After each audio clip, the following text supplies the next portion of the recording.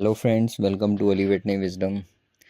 दोस्तों, कैसे हैं आप लोग। पशुओं में होने वाली जो बीमारियां होती हैं वो अक्सर ऐसी होती हैं कि उनके पीछे की वजह हमें नहीं पता चल पाती है। केवल लक्षणों से हम देखते हैं, और अगर लक्षण ज़्यादा गहरे नहीं होते हैं या बीमारी पनपने में बहुत टाइम लगाती है तो हम अक्सर उसे इग्नोर कर देते हैं। लेकिन कुछ बीमारियां ऐसी होती हैं जिनकी जो जड़ें होती हैं वो इंसानी सेहत से भी जुड़ी हुई होती हैं। मतलब पशुओं की बीमारियां जिन्हें जूनोटिक बीमारियां कहा जाता है, या ये कहिए कि जो पशुओं से इंसानों में आने का पोटेंशियल रखती हैं। तो उसी से जुड़ी हुई एक बीमारी है जिसे मैड काउ डिजीज़ कहा जाता है। हालांकि बहुत कम इसका प्रेवलेंस है। मतलब अगर स्टैटिस्टिक्स के बारे में के उससे बात करेंगे तो ना के बराबर ही इसे समझा जा सकता है। लेकिन फिर भी इसका पोटेंशियल है और ये बढ़ सकती है। आज से लगभग 30 साल पहले ये बीमारी एकदम से बढ़ी थी, काफ़ी ज़्यादा इसके केसेस वगैरह आने लगे थे। तो ये क्या है जिसे मैड काउ डिजीज़ कहा जाता है, ये हम आज की वीडियो में देखेंगे। और इसे बनाने का पर्पस क्या है वो भी मैं आपको बताऊंगा कि अब क्यों मैं इसे बना रहा हूँ। एक बात और है कि इसका प्रैक्टिकल रिलेवेंस है। आज के मतलब जो चीज़ें मतलब बढ़ रही हैं ना, जैसे प्रोटीन महंगा हो रहा है, सोया डीओसी महंगी हो रही है, प्रोटीन के सोर्सेज हमें नहीं मिल रहे हैं। तो उस पर्सपेक्टिव से मैंने इसे बनाने का मतलब सोचा है। और अवेयरनेस ना होने की वजह से मतलब दिक्कतें आ सकती हैं। तो दोस्तों, पिछली मेरी जो वीडियो थी ग्लूकोज वाली, फेल सेफ मैकेनिज़्म वाली, वो आप लोगों ने काफ़ी पसंद की। आपका बहुत बहुत शुक्रिया। बहुत कमेंट वगैरह भी उस पर आए, और आप लोग कमेंट करते रहा कीजिए जो आपके सवाल हों। अगर मुझे वो ठीक लगते हैं या कई लोग उसे एक ही चीज़ को पूछते हैं तो फिर मैं उस पर वीडियो बनाने की भी कोशिश करता हूँ। तो दोस्तों, उससे पहले थोड़ा सा मैं इस बीमारी की हिस्ट्री के बारे में बताता हूँ कि मैं क्यों ये वीडियो बनाने के लिए प्रेरित हुआ। देखिए, शीप, या ये कहिए कि जो भेड़ होती है इंग्लैंड में या ब्रिटेन में, उसके अंदर एक बीमारी पाई जाती है। वैसे पूरी दुनिया में होती है लेकिन वहाँ से इसका पता चला। तो इस बीमारी को कहा जाता है प्रायन डिजीज़ या ओवाइन स्पॉन्जीफॉर्म एंसिफेलोपैथी।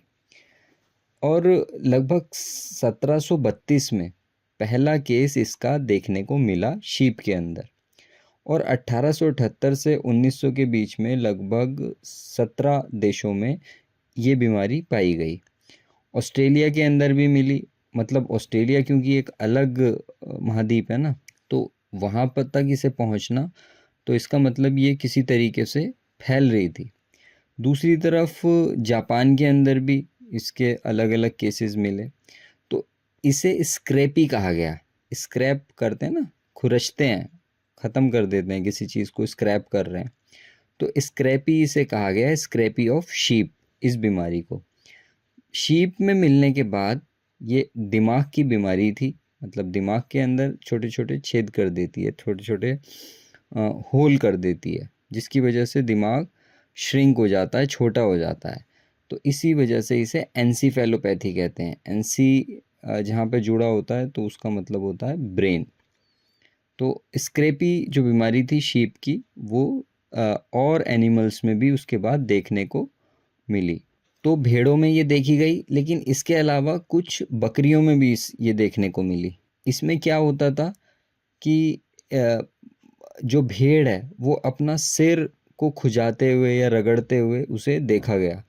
उसे खुजली बहुत ज़्यादा होती है इसमें, इस बीमारी के अंदर, स्क्रैपी के अंदर।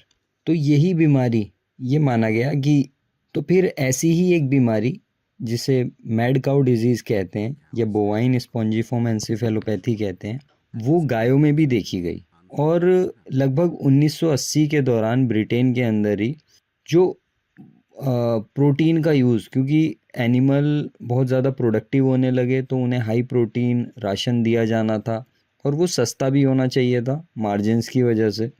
आज भी हम यही करते हैं कि फीड को सस्ता बनाने की कोशिश करते हैं, ये नहीं देखते हैं कि हम क्या डाल रहे हैं उसमें। बस वो सस्ता हो जाए। तो सस्ता करने के चक्कर में उसमें रूमिनेंट बेस्ड प्रोटीन, या ये कहिए कि जो शीप के ऑफल्स थे, जो उसका वेस्ट बचता है जिसे एमबीएम कहा जाता है, उसे कैटल फीड में यूज़ करना शुरू किया। क्योंकि प्रोटीन के प्राइस पूरी दुनिया में, वेजिटेरियन प्रोटीन के प्राइस पूरी दुनिया में बढ़ रहे थे, जैसे सोयाबीन वगैरह या और जो खल होती हैं, वेजिटेरियन खल होती हैं, उनके प्राइसेस बढ़ रहे थे। तो एमबीएम सस्ता होता है तो वो डालने लगे। आज भी यही है जो बनाने का उद्देश्य है ये वीडियो, वो यही है कि पहले जैसे प्रोटीन सस्ते थे, सोया डीओसी 30 रुपए की मिल जाती थी, 30-32 रुपए की। ये ड्यूआर भी था, 8-9 रुपए किलो था। या और चीज़ें थी, मस्टर्ड डीओसी थी, आपको 19 रुपए किलो, 18 रुपए किलो मिलती थी, वो आज 30 रुपए किलो, 32 रुपए किलो हो चुकी है। सोया डीओसी 50 रुपए से ज़्यादा है, 55 रुपए के करीब है। तो ऐसे ही जब ये चीज़ें बढ़ती हैं, लेकिन अगर आप एमबीएम या लेदर मील वगैरह जाके परचेज़ करना चाहेंगे तो वो आपको 20-22 रुपए, 25 रुपए में मिल जाता है। उसके अंदर प्रोटीन भी अच्छा रहता है, ब्लड मील वगैरह के अंदर। या फॉस्फोरस का सोर्सेज है, बोन बेस्ड डीसीपी है। तो ये सब एनिमल से डराइव होते हैं। तो यहाँ पर यही बात मतलब एक इम्पॉर्टेंट थी कि जब प्रोटीन का के प्राइसेस बढ़ने लगे तो वहाँ पर लोगों ने क्या किया, ब्रिटेन के अंदर जो स्लॉटर हाउस का वेस्ट होता था, जो एनिमल को स्लॉटर करने के बाद जो वेस्ट बचता था, उससे जो एक पाउडर बनता था उसके वेस्ट का, जिसे एमबीएम कहा जाता है, मीट एंड बोन मील, वो इस्तेमाल करना उन्होंने अपने एनिमल्स में शुरू किया। तो उससे एक बीमारी, मतलब ये कहा गया है कि ये जो बीमारी है, क्योंकि शीप में तो देखी जा रही थी लेकिन कैटल में अभी तक नहीं देखी गई थी 1980 तक। तो कंटेमिनेटेड स्क्रैपी का एजेंट, जो स्क्रैपी बीमारी थी शीप वाली, वो मीट एंड बोन मील के ज़रिए से वो जानवरों में, या ये कहिए कि रुमिनेंट्स गायों में आ गई। और इसके अंदर एक ख़ास बात ये थी कि ये जो प्रोटीन था, ये जो इन्फेक्शियस एजेंट था जो ये बीमारी कर रहा था, वो हाई टेम्परेचर पर भी उसे कोई फ़र्क नहीं पड़ता, वो डीनेचर नहीं होता है, उसकी इन्फेक्शन करने की क्षमता घटती नहीं है। क्योंकि एमबीएम ऐसा तो नहीं है कि वहाँ से उठाया और धूप में सुखा के बना लेते हैं। इसके लिए प्रॉपर रेंडरिंग प्लांट होते हैं, बहुत हाई टेम्परेचर पर इसे गर्म किया जाता है, इसे स्टरलाइज किया जाता है। और स्टरलाइज भी इसी वजह से किया जाता है ताकि इसमें बीमारी फैलाने वाले या बीमारी करने वाले सारे एजेंट्स मर जाएं। लेकिन ऐसा नहीं हुआ। या ये कहिए कि मतलब कुछ अनप्रोसेस्ड रह गया मीट मील, मतलब इतना अच्छे से उसे गर्म नहीं किया कि जितना करना चाहिए था, और वहाँ पर भी कुछ एजेंट्स इसके बरकरार रहे। जो स्क्रैपी बीमारी थी शीप के अंदर जो होती थी, तो उससे ये माना गया कि ये बीमारी जो है कैटल के अंदर आ गई या काऊ के अंदर आई, और काऊ से फिर ये इंसानों के अंदर जाती है या गई, जिसे फिर इंसानों में क्रूसफेल्ड जैकब डिजीज़ कहा गया। तो ये अब होता क्या है, ये देखने की कोशिश करते हैं। मैड काऊ डिजीज़, पशु को पागल कर देने वाली बीमारी, ये इसे हिंदी में हम कह सकते हैं। यहाँ पर क्या दिख रहा है आपको, ये सब लोग आप खाते होंगे। असल में क्या है ना कि हम जब अगर किसी चीज़ के साथ एसोसिएट कर लेना किसी बात को, जो इम्पोर्टेंट बात है, तो वो याद रहती है। ये है स्पॉन्जी रसगुल्ला, आप सब लोगों ने खाया होगा, खाते होंगे आप। तो इसे जब हम दबाते हैं तो इसके अंदर से रस निकलता है। तो वो रस कहाँ जाके भरता है, इसके अंदर कुछ ऐसे छोटे छोटे छेद होते हैं। जैसे ये स्पॉन्ज है ना, ये बर्तन धोने का स्पॉन्ज है, इसके अंदर ये छोटे छोटे छेद का क्या मकसद है कि यहाँ पर डिटर्जेंट वाला पानी जाके भर जाता है, और जब बर्तन धोए जाते हैं तो वो पानी निकल के आता है। जब इसे दबाते हैं तो उससे बर्तन और अच्छे से धुलते हैं। यही इसका मतलब फंडा है। तो बेसिकली इनके अंदर कुछ जगहें बन जाती हैं। तो ब्रेन जो एक सॉलिड मास है, उसके अंदर भी ऐसे ही छोटे छोटे छेद हो जाते हैं इस बीमारी के अंदर। इसे ही हम कहते हैं sponge like destruction of the brain. Brain एकदम से खाली होने लगता है इस बीमारी के अंदर। तो जब वो खाली होता है तो ब्रेन से रिलेटेड जो भी न्यूरोलॉजिकल साइंस होंगे, एक पागलपन होगा, वो देखने को मिलता है। ये बीमारी प्रायन डिजीज़, इसे प्रायन डिजीज़ भी कहा जाता है, ये इंसानों में देखने को मिलती है। और अफ्रीकन ट्राइब्स में ये मतलब आज से 50 साल पहले जब ये डिस्कवर हुई थी इंसानों के अंदर, देखी गई थी। और शायद आज भी इसके केसेस मिलते हैं, इंडिया में भी इसके कई केसेस मिलते हैं। मतलब जो किताबें मेरे पास हैं उसमें लिखा हुआ है 90s में या 98 के दौरान काफ़ी सारे केसेस देखने को इसके मिले। तो इसका क्या महत्व है उस पॉइंट ऑफ व्यू से, वो थोड़ा सा हम देखेंगे। तो इसमें ब्रेन का डिस्ट्रक्शन होता है, जिसमें बिहेवियरल साइंस या बिहेवियरल चेंजेस हमें देखने को मिलते हैं। जो भी अफेक्टेड एनिमल होते हैं जिनमें भी ये बीमारी होती है, उनमें 3 मेन लक्षण होते हैं। एक तो सेंसिटिविटी, अगर आप उन्हें छुएंगे तो बहुत ज़्यादा उसके ऊपर रिस्पॉन्ड करते हैं। आप आम गाय को जाके छुएंगे तो वो कुछ नहीं कहेगी, लेकिन जब इस बीमारी से ग्रसित होते हैं एनिमल, तो जब उन्हें छुआ जाता है तो वो बहुत ज़्यादा रिस्पॉन्ड करते हैं, एकदम उछलते हैं। दूसरा क्या होता है, पोस्चर। ये अपने आप का बैलेंस नहीं बना पाते हैं ये वाले एनिमल। अगर आप इन्हें ध्यान से देखेंगे तो इन्हें अपना बैलेंस बनाने में, पोस्चर बनाने में मुश्किल होती है, क्योंकि वो सब ब्रेन से गवर्न होता है ना। और चलते हुए भी लड़खड़ाते हैं, चलते चलते गिर जाते हैं, उछलने लगते हैं। तो ये सारे प्रॉब्लम इनमें बाहर से देखने को हमें मिलते हैं।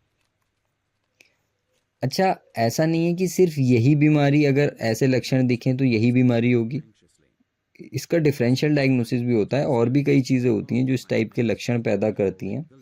जैसे हाइपोमैग्नीसीमिया है, मतलब मैग्नीशियम की कमी। ख़ास तौर से जब मतलब बछड़ा पैदा होने वाला होता है उस टाइम अक्सर हमें ये देखने को मिलती है, जिसे ग्रास टेटेनी भी कहते हैं। मैग्नीशियम की कमी हो जाती है बॉडी के अंदर। इसके अलावा nervous form of ketosis, ketosis की जो नर्वस फॉर्म होती है जिसके अंदर ज़्यादा एसीटोएसीटेट वगैरह बन जाते हैं, बीटा हाइड्रोक्सी ब्यूटायरेट बनता है, तो वो भी दिमाग में चढ़ जाता है और दिमाग के अंदर न्यूरोलॉजिकल साइन या दिमागी लक्षण देखने को मिलते हैं। सबसे ज़्यादा इम्पोर्टेंट रेबीज़। रेबीज़ तो काफ़ी कॉमन है, मतलब हमारे एनिमल्स में, काउज़ में या बफलोज़ में। तो रेबीज़ में भी दिमागी लक्षण देखने को मिलते हैं। लेड पॉइजनिंग है, जो लेड होता है एक हैवी मेटल है, उसकी पॉइजनिंग हो जाती है। लिस्टीरियोसिस दिमाग में जाके इन्फेक्शन करता है, उसकी वजह से भी देखने को मिलती हैं दिमागी लक्षण। पोलियो एनसीफेलोमलेशिया, विटामिन B1 या थायमिन की कमी, जिसकी वजह से नसें काम करना कम कर देती हैं और एनिमल अजीब अजीब पॉस्चर बनाता है।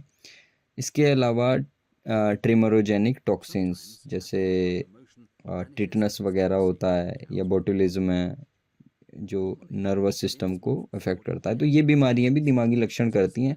ऐसा ना हो कि आप अगर थोड़ा सा भी अपने एनिमल में देखें तो आपको लगे कि मैड काउ डिजीज़ हो गई है, लेकिन पता होना चाहिए, अवेयरनेस हमारे अंदर होनी चाहिए। तो ये जो बीमारी है ये बोवाइन ब्रेन की बीमारी है, that is caused by prions. जैसे वायरस है, प्रोटोजोआ है, बैक्टीरिया है, पैरासाइट्स हैं, निमाटोड्स हैं, ऐसे ही एक और एजेंट होता है बीमारी करने वाला, उसे कहते हैं प्रायन। ये पशु के ब्रेन में जाता है ये प्रोटीन, और वहाँ जाकर ये बीमारी करता है। ये काम क्या करता है, मैं लेमन लैंग्वेज में आपको बताऊं। ये नॉर्मल न्यूरॉन है, ये ब्रेन की सेल है, और ये इसका एक तरीके से साइटोप्लाज्म है या स्ट्रोमा है। तो ये सॉलिड होता है एक तरीके से, प्रोटीन वोटीन सब इसके अंदर भरा रहता है। लेकिन जब ये बीमारी होती है तो इसके अंदर छोटे छोटे छेद होने लगते हैं, वैक्यूल्स बन जाते हैं जिनके अंदर हवा भरी होती है या खाली होते हैं ये कहिए। तो वो वैक्यूल्स जो बनते हैं इसके साइटोप्लाज्म के अंदर, वो न्यूरॉन को खाने लगते हैं। तो इसकी काम करने की क्षमता कम हो जाती है, ये बिल्कुल ख़त्म हो जाती है। अब आप इसमें देख सकते हैं कि जो हिस्टोपैथोलॉजिकल फाइंडिंग है, ये ब्रेन की स्लाइड्स बनाई गई, माइक्रोस्कोपिक स्लाइड्स, ब्रेन को स्लाइस करके। तो ये नॉर्मल ब्रेन है, इसमें आप देखेंगे कि बिल्कुल ये एक तरीके से सॉलिड है। लेकिन ये बोवाइन स्पंजिफॉर्म एंसीफेलोपैथी या मैड काउ डिजीज़ का जो ब्रेन होता है, तो उसके अंदर ये छोटे छोटे छेद देखने को हमें मिलते हैं। ये सब आपको इंटरनेट पे मिल जाएगा, जो साइट्स हैं, रिसर्च साइट्स हैं, रिसर्च पेपर्स हैं, उनके अंदर सब देखने को आपको मिल जाएगा। ये भी मैंने भी वहीं से ही लिया है। तो ये छोटे छोटे छेद जिन्हें वैक्यूल्स कहा जाता है, या ये कही कि स्पॉन्ज, जैसे दिखाया था ना कि स्पॉन्ज होता है, उसमें छोटे छोटे छेद होते हैं जिनके अंदर जाके रस या डिटर्जेंट भर जाता है, स्पॉन्जी फॉर्म एंसेफेलोपैथी में यही चीज़ देखने को हमें मिलती है। अब इसके सिम्टम्स क्या होते हैं?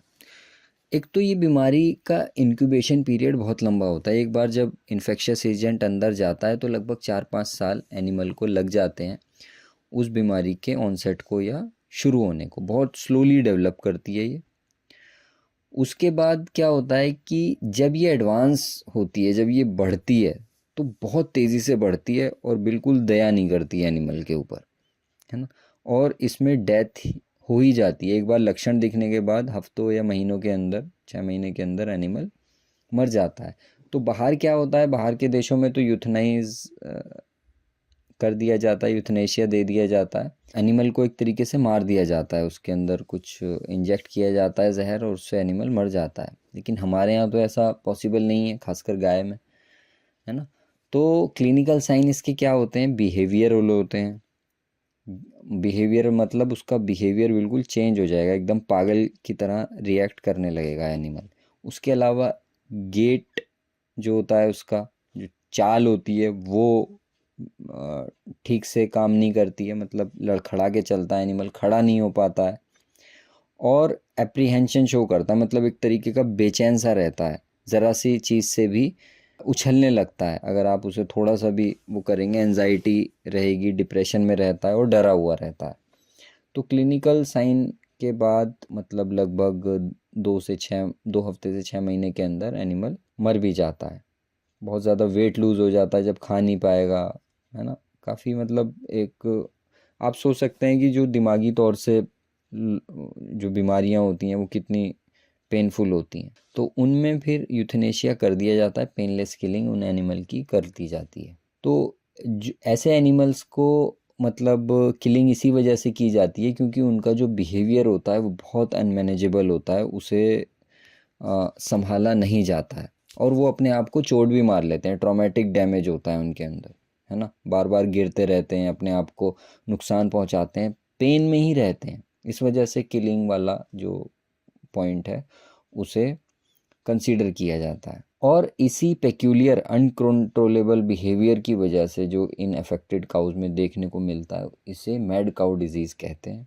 और ये ज़्यादातर एडल्ट फीमेल में ही देखने को मिलती है, एडल्ट मेल में देखने को नहीं मिलती। तो कॉम्प्लेक्स मॉलिक्यूलर मैकेनिज्म इसका क्या है वो तो पता नहीं है बहुत ज़्यादा, लेकिन ये होता है कि एक प्रायन प्रोटीन होता है, नॉर्मल प्रोटीन होता है ब्रेन के अंदर, वो जो ब्रेन की सेल्स होती हैं उनकी सरफेस पे मिलता है।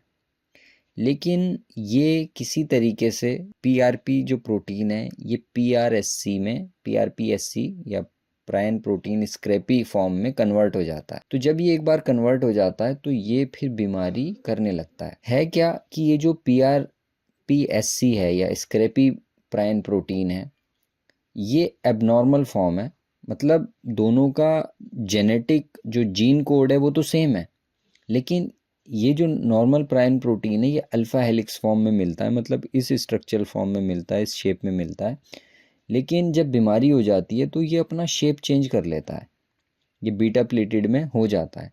अब इसका मतलब इसका होता क्या है, देखिए ये जो नॉर्मल प्रोटीन है इसका फंक्शन तो नहीं पता है कि क्या है इसका फंक्शन, लेकिन ये सरफेस पर ये वाला प्रोटीन पीआरपी रहता है, प्रायन प्रोटीन रहता है, कुछ ना कुछ तो करता ही होगा। तो बॉडी क्या करती है, इसे मतलब डिग्रेड करती रहती है। जब इसका ये मान लो बहुत ज़्यादा बढ़ने लगे तो जीन रेगुलेशन होगा और वो कम बनेगा, और जो एक्स्ट्रा बना हुआ होगा उसे बॉडी अपने प्रोटीएज एंजाइम्स वगैरह के ज़रिए से ख़त्म कर देती है, डिस्ट्रॉय कर देती है। लेकिन जब ये अपनी फॉर्म को बदल लेता है, जब ये बीटा हेलिक्स फॉर्म में चला जाएगा, ये बीटा प्लेटेड फॉर्म में चला जाएगा, डिजीज़ वाला प्रोटीन बन जाएगा, तो बॉडी के जो प्रोटीएज एंजाइम्स होते हैं वो इसे तोड़ नहीं पाते हैं। जब टूटेगा नहीं और ये वाला इसमें कन्वर्ट हो रहा है लगातार, तो ये इसका जो एक्यूमुलेशन है वो अंदर ब्रेन के होने लगेगा, इसकी मात्रा बढ़ने लगेगी। तो जब ये एक तरीके से इसका कोई काम नहीं है तो बॉडी क्या करती है कि जो प्रोटीन ऐसे होते हैं ना कि जिनका कोई काम नहीं है, तो उन्हें अपने अंदर लेके फैगोसोम या लाइसोसोम करके एक सेल के अंदर एक सुसाइडल बैग्स होते हैं, उनके अंदर खूब सारा एसिड होता है, उनके अंदर इन्हें ले लिया जाता है और डिस्ट्रॉय कर दिया जाता है। लेकिन ये ऐसा होता है कि उस ऑटोसोम के अंदर भी या लाइसोसोम के अंदर भी जाके डिस्ट्रॉय नहीं होता है, तो वहाँ पर भी ये बढ़ने लगता है। और जब बढ़ेगा तो वैक्यूल्स बना दी, जो चीज़ें नहीं वो होती हैं उन्हें एक साइड में वैक्यूल में करके, मतलब बड़े बड़े थैलों में करके सेल में एक साइड में लगा दिया जाता है कि भाई ये ना इनसे कोई नुकसान है ना फ़ायदा है। लेकिन बहुत ज़्यादा अगर वो चीज़ बढ़ने लगे ब्रेन के अंदर तो जाहिर सी बात है वो नुकसानदेह होगी। तो ये आता रहता है सेल के अंदर और इसके बड़े बड़े थैले वैक्यूल्स बनाए जाते, मतलब बनते रहते हैं। तो वो वैक्यूल्स एक टाइम में इतने बन जाते हैं कि सेल के अंदर रखने की उन्हें जगह नहीं होती है और सेल को ये फिर एक तरीके से खाने लगते हैं। तो ये अमाइलॉइड फाइब्रिल्स होते हैं। इस तरीके के प्रोटीन मतलब बॉडी में और भी बनते हैं, जैसे अमाइलॉइड इन्फिल्ट्रेशन होता है, लीवर वगैरह में बनते हैं। लेकिन क्योंकि ये ब्रेन की फंक्शनिंग को अफेक्ट कर रहा है जाके, इस वजह से इसका इम्पोर्टेंस ज़्यादा मतलब बन जाता है, तो ये टूट नहीं पाता। तो सिंपल वर्ड्स में अगर हम कहें तो प्रायन प्रोटीन एक नॉर्मल सेलुलर प्रोटीन है जो न्यूरॉन्स के या नसों के ऊपर पाया जाता है, दिमाग के अंदर पाया जाता है। लेकिन इसके अंदर कुछ शेप में चेंजेस आ जाते हैं जो प्रायन प्रोटीन की किसी भी वजह से आते हैं वो, तो ये प्रोटीएज इसे डाइजेस्ट नहीं कर पाते हैं। और ये जो स्क्रैपी प्रोटीन है या प्रायन है, इसका एक्यूमुलेशन, इसकी मात्रा ब्रेन के अंदर या न्यूरल टिश्यू के अंदर बढ़ने लगती है, जिससे बोवाइन स्पॉन्जिफॉर्म एंसेफेलोपैथी होती है, दिमाग में तरीके से छेद होने लगते हैं। और उसके बाद साइटोप्लाज्मिक वैक्यूल बनते हैं, वो बड़े बड़े थैले एक तरीके से। मैं बस आपको समझाने के लिए ये चीज़ें एनालॉगी दे रहा हूँ, वरना तो मतलब चीज़ें तो बहुत कॉम्प्लेक्स हैं मॉलिक्यूलर लेवल पर।